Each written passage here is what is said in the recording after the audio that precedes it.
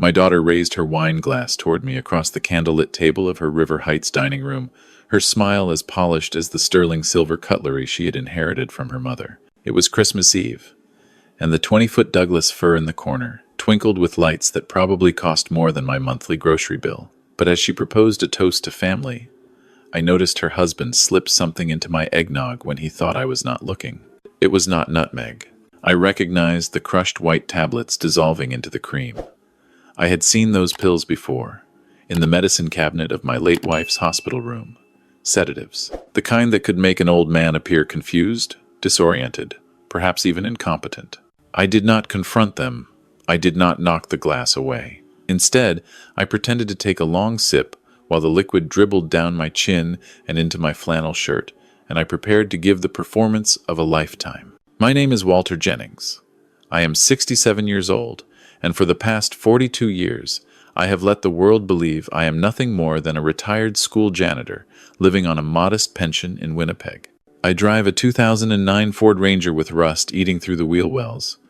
I wear work boots from Marks that I have resold 3 times. I live in the same small bungalow on Macrae Avenue in the North End, where I raised my daughter Patricia after her mother passed. What nobody knows, not even my own flesh and blood, is that those decades of mopping floors and fixing broken lockers were just the beginning. Every paycheck went into rental properties when the North End was dirt cheap. Then strip malls. Then commercial buildings downtown. Today, I own Jennings Holdings Limited, a commercial real estate portfolio worth $180 million. But I kept it quiet. I wanted my daughter Trish to build her own character, earn her own way. I thought I was teaching her resilience. It seems I only taught her contempt.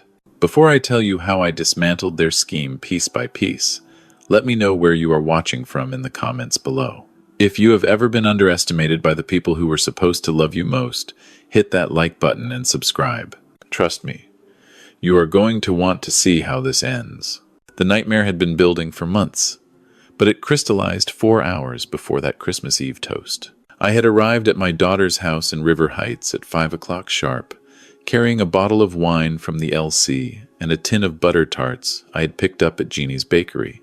The house was a sprawling 2-story affair on Waverly Street, the kind with a circular driveway and columns that screamed money. Money they did not have. I knew because I had seen the collection notices stuffed in their recycling bin during Thanksgiving, when I had offered to take out the garbage. $420,000 in debt across credit lines, a second mortgage, and a business loan for my son-in-law's failing cryptocurrency consulting firm. My daughter Patricia met me at the door. At 39, she still had her mother's auburn hair, but her eyes had gone sharp and calculating. They flickered over my old parka and snow-covered boots with barely concealed irritation. Her husband Derek appeared behind her, wearing a cashmere sweater that probably cost more than my truck payment. He was 52, silver-haired, with the practiced charm of a man who had spent his career convincing people to invest in things that did not exist. "Merry Christmas, Walter," Derek said, extending his hand without warmth. He had never called me Dad. Not once in 12 years of marriage to my daughter. I was always Walter, spoken with the same tone one might use for the hired help. "Merry Christmas," I replied, shaking his hand. The grip was limp, dismissive.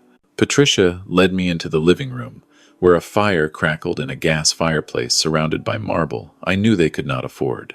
The Christmas tree dominated one corner, professionally decorated with matching ornaments and ribbon. There were no handmade decorations, no popsicle stick stars from Patricia's childhood. Those had been thrown away years ago, along with everything else that reminded her of our modest life on Macrae Avenue. I settled into a leather armchair while Derek poured drinks at the bar cart.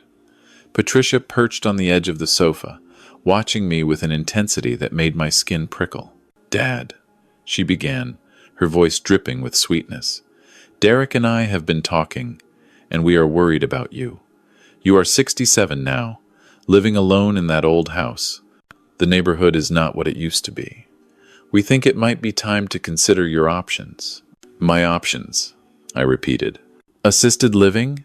Derek interjected, handing me a crystal tumbler of what I assumed was whiskey. "There are some excellent facilities in the city. Wellington Place, for instance. Very dignified. They have a waiting list, but we have connections. I looked at the amber liquid in my glass and did not drink.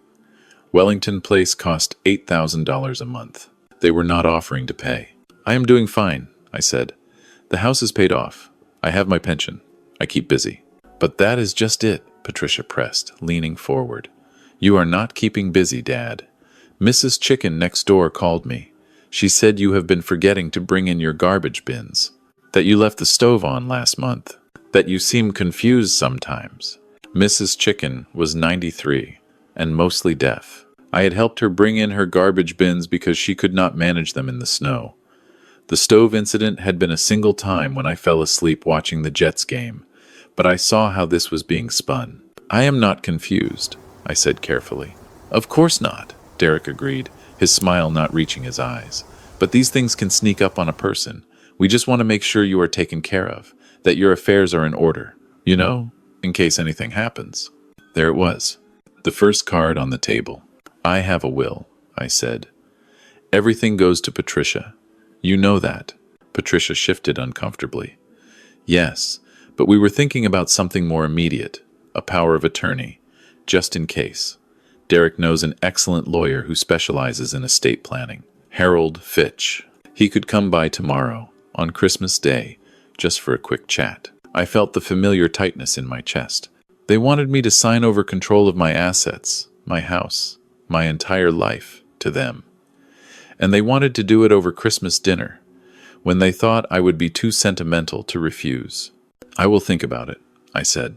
Derek's smile flickered with annoyance. But Patricia recovered quickly. Of course, Dad. No pressure. Now, let me get you some eggnog. I made it from scratch, just like Mom used to. She disappeared into the kitchen, and Derek excused himself to check on something in his office. I was alone in the living room with the crackling fire and the twinkling tree. I set my untouched whiskey on the side table and stood. My knees protested, but I had spent 40 years climbing ladders and carrying mop buckets. I knew how to move quietly when I needed to. I made my way down the hallway, past the powder room and the formal dining room, toward the back of the house where Derek kept his office. The door was slightly ajar, and I could hear voices. I pressed myself against the wall and listened. He is not going to sign voluntarily, Patricia was saying. I know my father. He is stubborn as hell. Then we go with Plan B, Derek replied. Harold says if we can get 2 doctors to certify him as mentally incompetent, we can petition the court for guardianship. Once we have that, we control everything. The house, the pension, any investments he might have squirreled away. How do we get the doctors? Patricia asked. Harold has contacts. One of them is a psychiatrist who owes him a favor.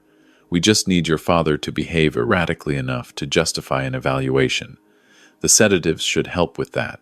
A few doses over the next few days, and he will be slurring his words, stumbling around, forgetting where he is. Perfect symptoms of dementia onset. My blood turned to ice.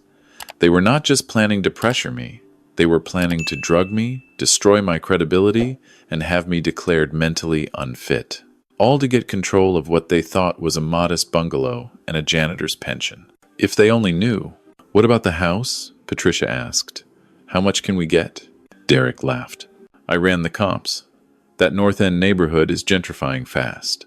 Developers are buying up those old lots for cash. The house itself is garbage, but the land is worth at least $600,000. Maybe more if we hold out for a bidding war. $600,000, Patricia breathed. Plus his pension, his savings, whatever he has in RRSPs. It could be close to $1 million total. That would clear our debt, save the house, and still leave enough to invest. Exactly. And the old man will be too zonked out in Wellington Place to even know what happened. Harold says the whole process takes about 3 months. By spring, we will be in the clear. I heard Patricia laugh, a sound I used to love when she was a little girl, now turned ugly and calculating. God, I cannot wait to sell that dump on Macrae. It smells like Old Man and Pine Sol. I have been embarrassed by that house my entire adult life. My hands were shaking, not with weakness, but with a cold, clarifying rage.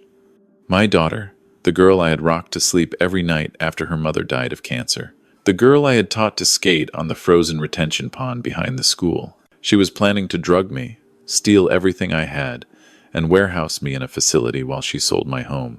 I backed away from the door slowly, silently. I returned to the living room and settled back into my chair, composing my features into a mask of mild confusion. When Patricia returned with a crystal cup of eggnog, I noticed the slight residue around the rim where the crushed tablets had not fully dissolved. "Here you go, Dad," she said brightly. "Just how you like it." I took the cup. I raised it to my lips, and I pretended to drink deeply while letting the liquid spill down my chin and soak into my shirt. "Oh, Dad," Patricia said with exaggerated concern.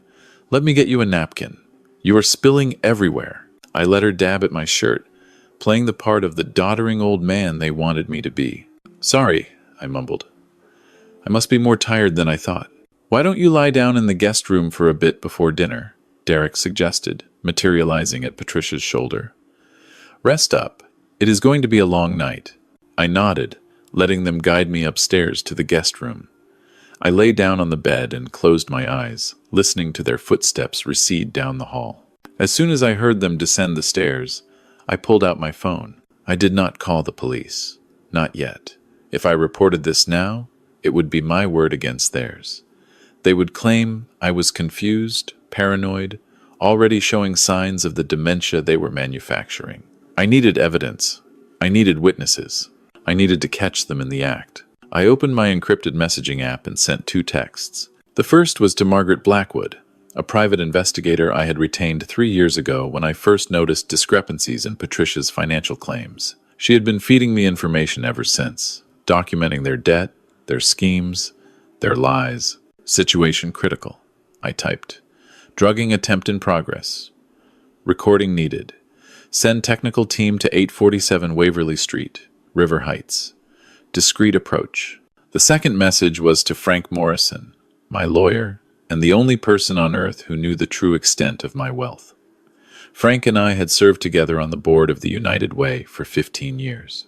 He had helped me structure Jennings Holdings to be invisible, buried under layers of numbered companies and trusts. "Code red," I typed.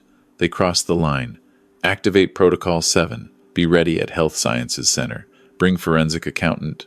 I deleted the messages from my visible history and slipped the phone back into my pocket. Then I lay perfectly still, breathing slowly, waiting. 45 minutes later, I made my way downstairs for dinner.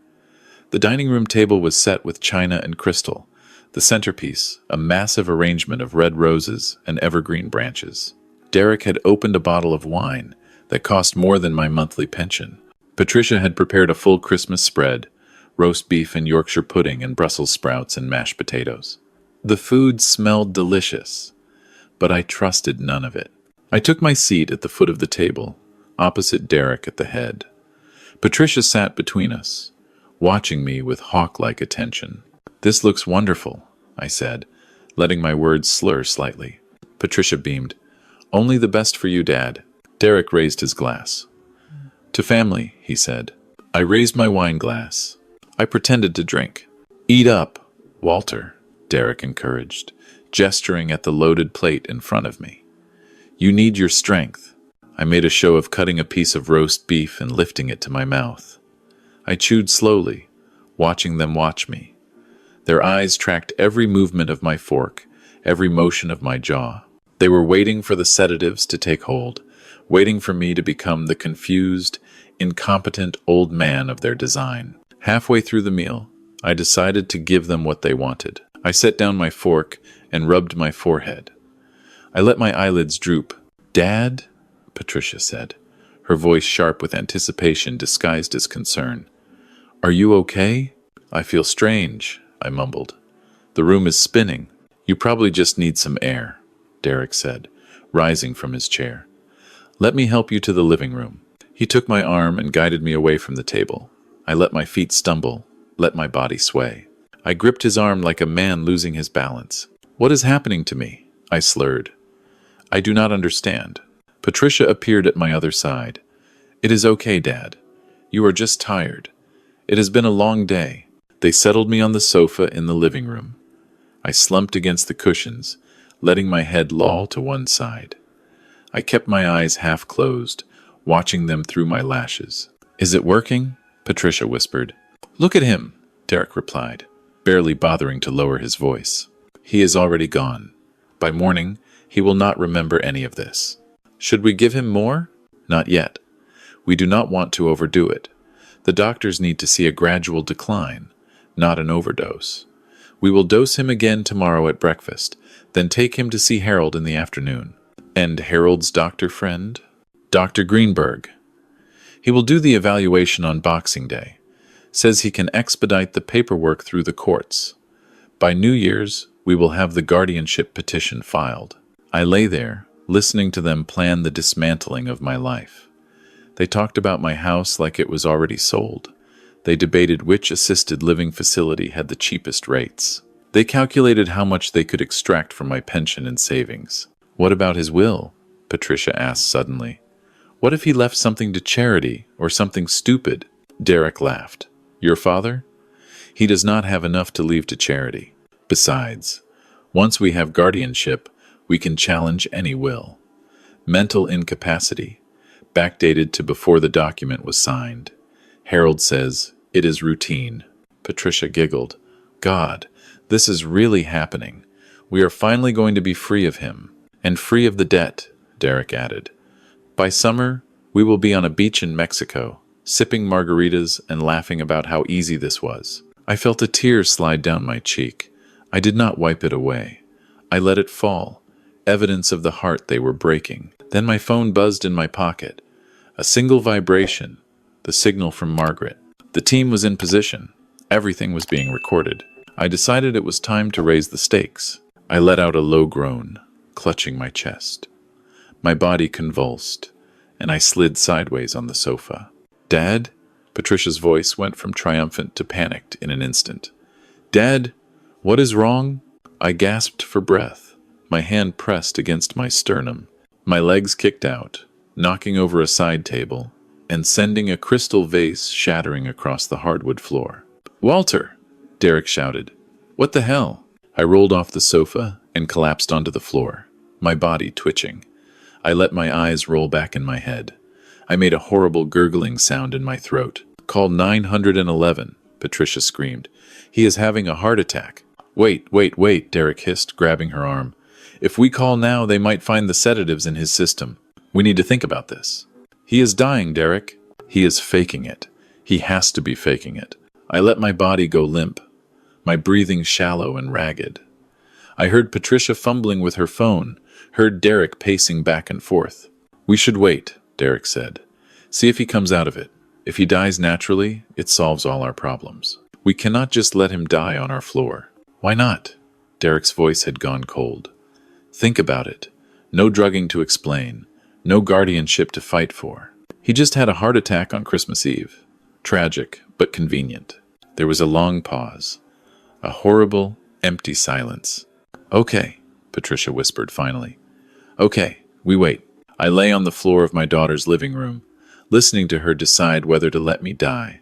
The girl I had loved more than my own life. The girl whose tuition I had paid, whose wedding I had funded, whose mistakes I had forgiven again and again. She was standing over my body, calculating the cost-benefit of my death. I gave them 5 minutes.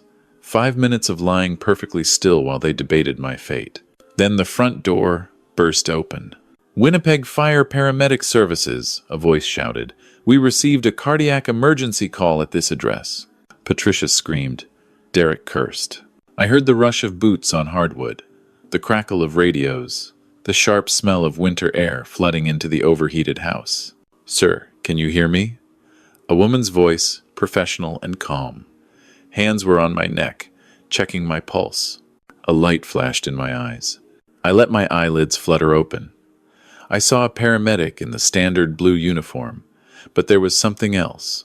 A pin on her collar that caught my eye. A small silver maple leaf with the initials JH. Jennings Holdings. I gave the smallest nod. "We have a pulse," she announced loudly. "Thready but present. We need to transport immediately." "Wait," Derek protested, stepping forward. "How did you know to come? We did not call yet." The paramedic ignored him. "Sir, We are going to move you onto a stretcher now. Try to stay calm. I heard Patricia crying, but the tears sounded forced, theatrical. Can we ride with him? She asked. Follow in your own vehicle, the paramedic replied firmly. We need space to work in the ambulance. Health Sciences Center, emergency entrance. He will be there. They lifted me onto a stretcher with professional efficiency. Straps were secured across my chest. A blanket was tucked around my body. As they wheeled me toward the front door, I caught one last glimpse of Patricia and Derek standing in their expensive living room, surrounded by their expensive things, their faces masks of confusion and fear. The doors of the ambulance slammed shut. The siren wailed. We pulled away from the house. The paramedic leaned over me, her face breaking into a slight smile. You can relax now, Mr. Jennings, she said quietly. Margaret's team has everything, audio and video from 3 angles. The forensic accountant is already at the hospital with Mr. Morrison. I closed my eyes, letting out a long breath. Thank you, Cynthia, I said. Cynthia Park had worked for Jennings Holdings Security Division for 8 years. She was also a trained EMT, which made her perfect for tonight's operation. How much did they get? I asked. Enough to bury them, she replied. They discussed the sedatives, the guardianship scheme, the plans to sell your assets, and the part where they decided to let you die was particularly compelling. I felt the tears come again, hot and bitter. 42 years, I whispered.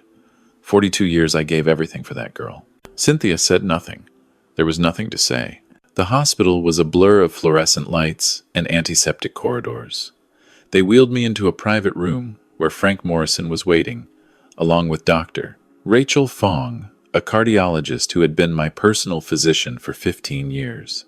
The forensic accountant, a sharp-eyed woman named Geraldine Wu, sat in the corner with a laptop open on her knees. Walter, Frank said, clasping my hand as they helped me sit up in the bed. How are you feeling? Angry, I said. Sad. Determined. Dr. Fong checked my vitals with practiced efficiency. Your heart rate is elevated, but that is to be expected given the circumstances. No actual cardiac event. The fake heart attack was convincing, though. I learned from watching too many medical dramas, I said grimly. Frank pulled up a chair and sat down heavily. Walter, I have to tell you something. The situation is worse than we thought. Worse? I repeated. Geraldine found something in their financial records, Frank said. Derek has been embezzling from his clients' investment accounts for the past 3 years. He has stolen over $2 million. The RCMP has been investigating him for months, but they did not have enough evidence to move forward. Until now. Jesus, I breathed. That is not all, Geraldine spoke up, her voice crisp and efficient. He also forged your daughter's signature on several loan applications. She may not even know the full extent of their debt. I found bank accounts in her name that she does not appear to have accessed. I stared at her. Are you saying Derek has been defrauding my daughter too? It appears that way. She is complicit in the scheme against you, but she may also be a victim of her husband's broader criminal enterprise. I did not know how to feel about that. It did not excuse Patricia's willingness to drug me, to steal from me, to let me die. But it complicated things. What happens now? I asked. Now we spring the trap, Frank said, leaning forward. Patricia and Derek think you are in emergency care, possibly dying. They will be here soon, trying to get access to you, trying to push forward their guardianship scheme. Harold Fitch is already on his way. He called Derek 20 minutes ago, eager to help with the paperwork. Harold Fitch, I said. The corrupt lawyer. Former lawyer, Frank corrected. As of tomorrow morning, he will be facing charges from the Law Society. But tonight, he thinks he is about to score a big payday by helping your daughter steal your assets. And when he gets here, we let him incriminate himself. Then we bring in the authorities. I nodded slowly. And Patricia? That depends on you, Walter. She committed conspiracy to commit fraud, attempted drugging, and conspiracy to commit assault. She could face serious charges. But she is still your daughter. The decision about how to proceed is yours. I looked down at my hands. These hands had changed Patricia's diapers, made her school lunches, worked double shifts to pay for her university education. These hands had held her mother's hand when she died, had held Patricia as she sobbed at the funeral, had signed the check for her wedding reception. "I want to talk to her," I said. "Before the police. I need to understand." Frank and Dr. Fong exchanged glances. "That can be arranged," Frank said. "But Walter, you need to prepare yourself. She may not be the person you want her to be." "I know," I said, "but I need to see it for myself." They arrived 45 minutes later. I heard them before I saw them, Patricia's heels clicking down the hospital corridor, Derek's voice raised in argument with the security officer at the nursing station. "I am his daughter," Patricia was shouting. "You cannot keep me from seeing my own father." "Ma'am," the officer replied calmly, "visiting hours are over. You can wait in the family room, and someone will update you shortly." The door to my room was closed, but I could hear everything through the intercom system Frank had arranged. "This is ridiculous," Derek muttered. "We need to see him now, before he talks to anyone." "Derek," Patricia hissed, "keep your voice down." "Why? He is probably unconscious anyway. Did you see the way he collapsed?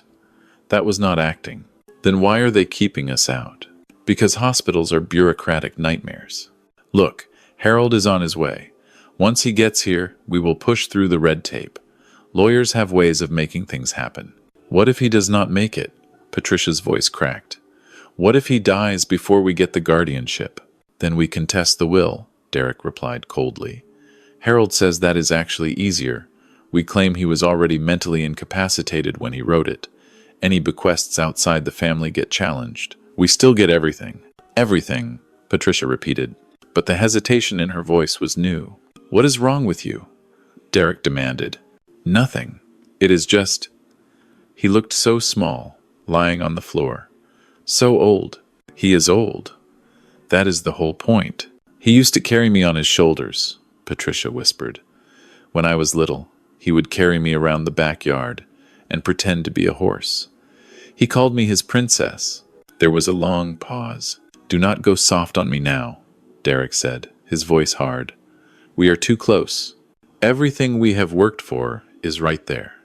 One sick old man standing between us and freedom." "I know," Patricia said. "I know. It is just hard. It will be easier when it is over. Trust me." I reached over and turned off the intercom. I had heard enough. Frank looked at me with concern. "Walter, are you sure you want to go through with this?" I nodded. "Bring them in." Frank opened the door and spoke quietly to someone in the hallway. A moment later, Patricia and Derek were escorted into my room. Patricia's face transformed when she saw me sitting up in bed. "Dad!" she cried, rushing forward. "Oh, thank God! You are awake!" She tried to embrace me, but I held up my hand. She stopped, confusion flickering across her features. "Sit down," I said. "Both of you." Derek's eyes narrowed, but he pulled 2 chairs from the corner and they sat. "Dad," Patricia began, her voice trembling. "I was so worried. When you collapsed, I thought." "You thought it might be your lucky day," I finished. "What?" "I heard everything, Patricia. In the office, before dinner, you and Derek planning to drug me, declare me incompetent, steal my house and my pension." Patricia's face went white. "Dad, I do not know what you think you heard, but—" "Stop," I said quietly. "Just stop." Derek stood up. "This is absurd. Walter, you are clearly confused. The stress of your cardiac event has affected your memory. We should call a doctor." "Sit down, Derek." Something in my voice made him obey. "I know about the sedatives in the eggnog," I continued. "I know about Harold Fitch and his pet psychiatrist. I know about the guardianship petition you plan to file. I know about the $420,000 in debt you were hoping my assets would clear." Derek's jaw tightened, but he said nothing. "I also know," I added, turning to look directly at my daughter, "that when I was lying on your living room floor, you debated whether to let me die." Patricia's eyes filled with tears. "Dad, You said okay. I heard you say it. Derek asked if you should just let me die, and you said okay." The tears spilled down her cheeks. She did not deny it. "For 40 years, I have lived in that house on Macri Avenue," I said. "I drove my old truck. I wore my old clothes. I let you believe I was nothing more than a retired janitor living paycheck to paycheck.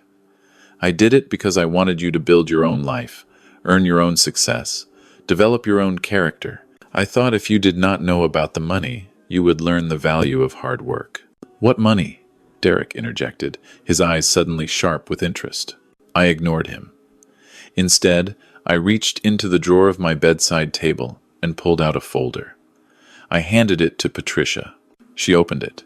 Her hands began to shake. She stammered.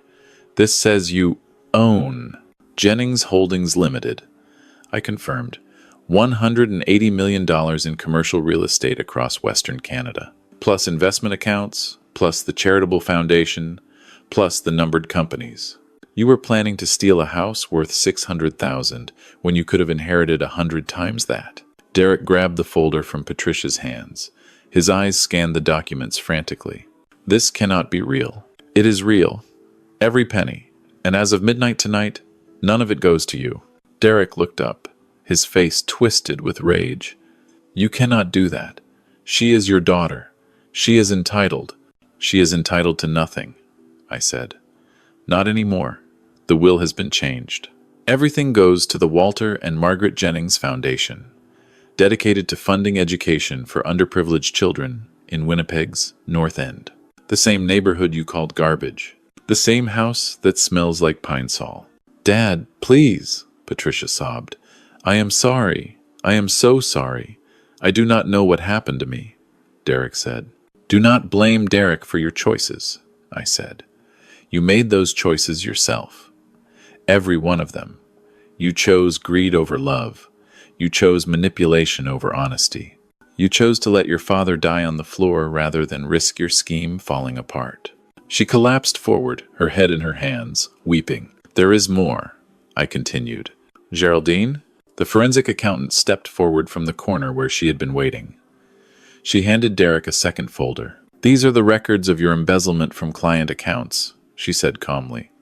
Over $2 million across 17 investors.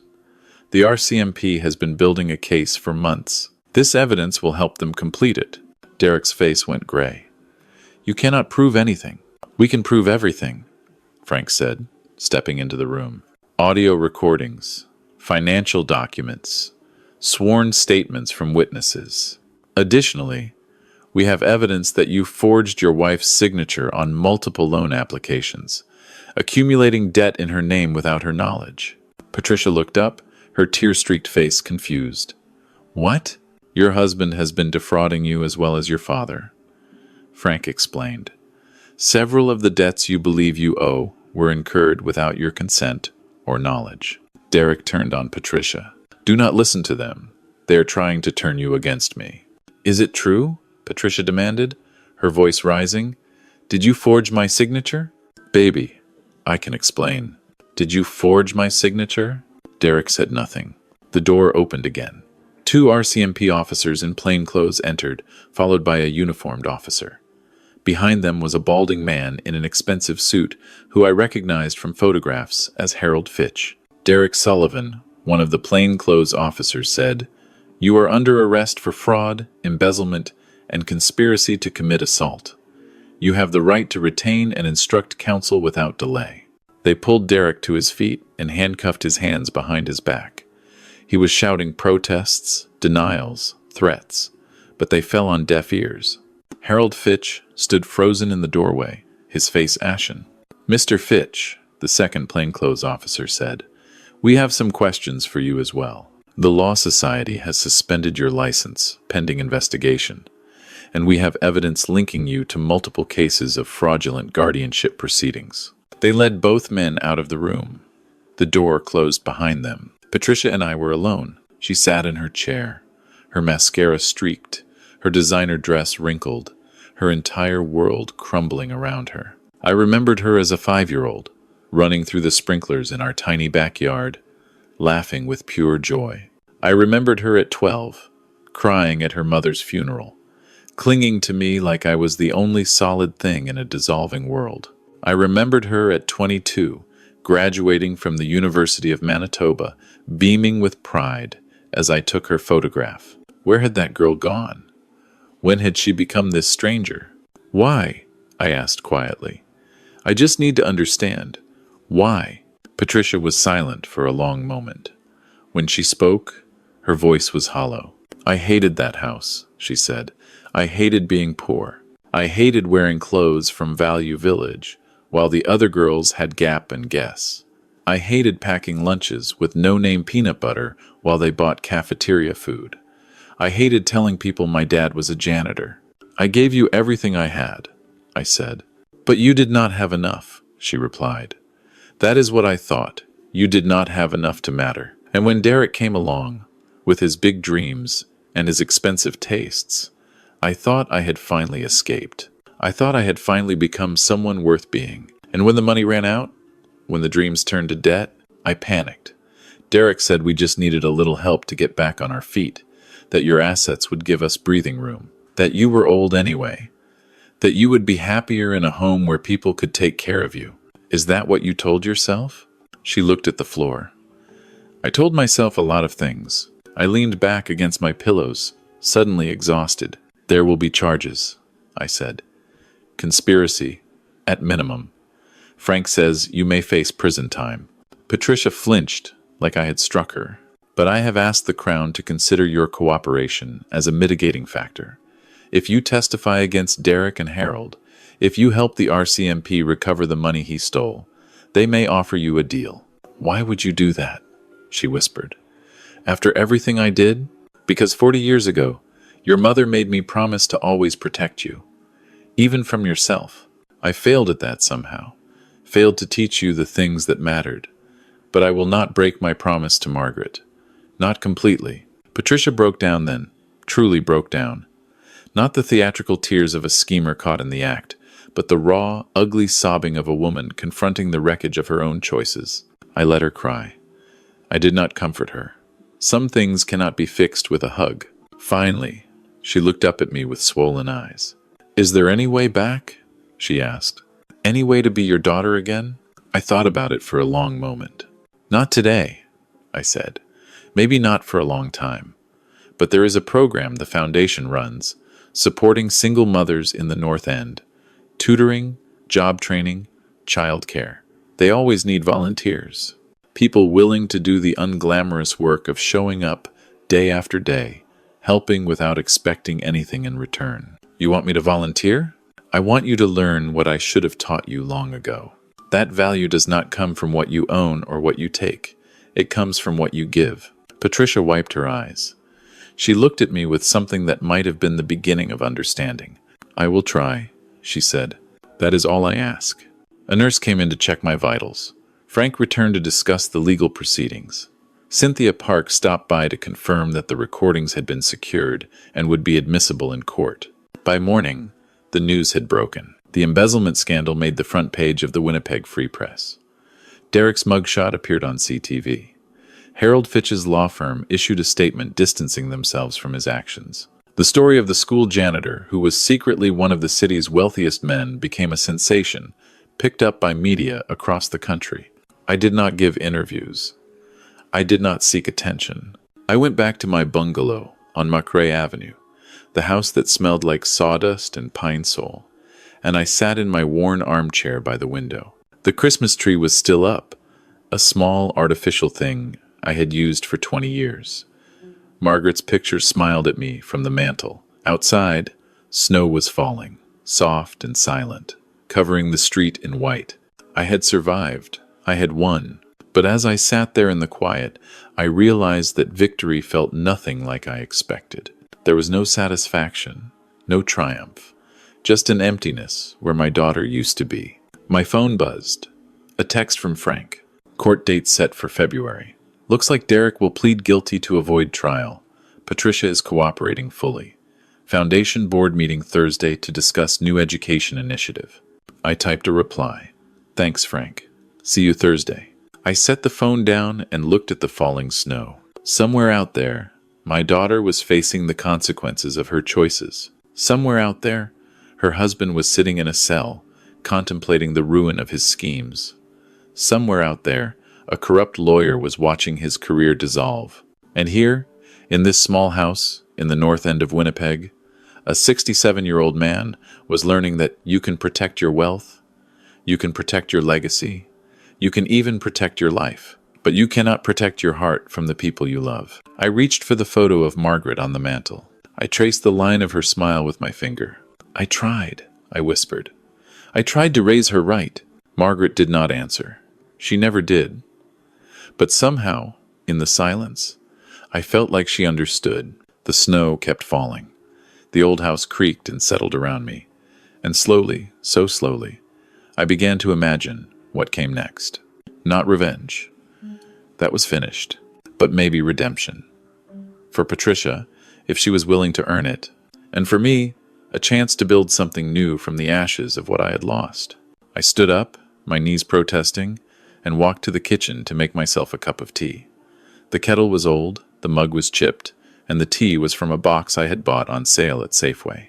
But the water was hot, the house was warm, and outside a new day was beginning. That was enough. For now, that was enough.